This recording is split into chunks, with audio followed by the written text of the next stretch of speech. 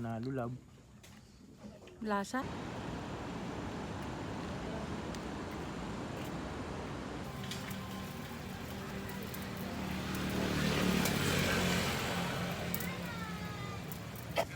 Guys, try namin yung dalag dito sa Bulacan.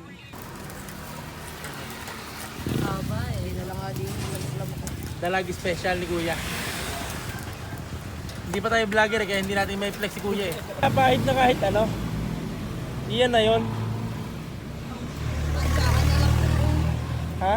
Pansyahan na lang nung Ayaw nga no. Maganda yung mag-asawa kasi si ate at saka si Kuya. Kasi ni sila na rin yung nagawa. Hindi na nabayad ng tao. Ay ko. Eh, nakaklasong nakapal.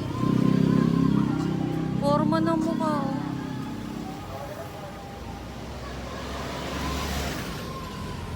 Isa nyo yung suka nila oh. Isang Paano palo. ginawa yan? Ano po tayo? Titikman lang namin ng pinagmamalaki ng bustos na dalag. Yun no? Siguro natural na ano to, natural na suka. Yan yung sausawan no. Ito, Ano to? Tubig lang? tapos Nilaga? ito, Hindi naman siya suka eh. tapos ito. Hindi siya suka. Parang timotik mo, parang tubig na... At na to, kalamansi. Ayo, ang ano. Ilang Bulacan, natural.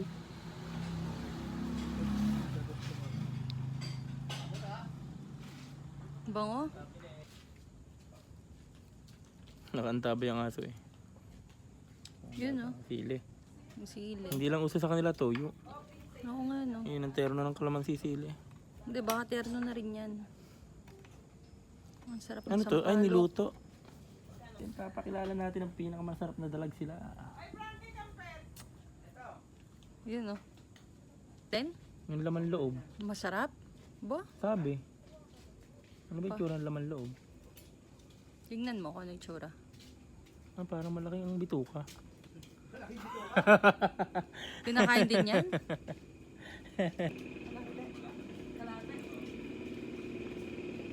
Ganyan palang pagkain dito sa Bulacan. Yan o, alamang. No? O yung lasa na yan.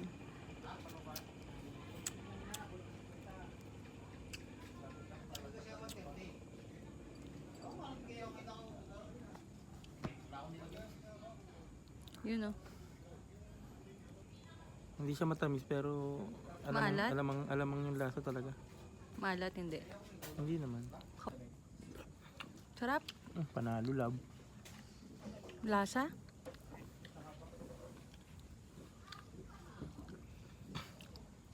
Kem? Balat yun eh. Sarap.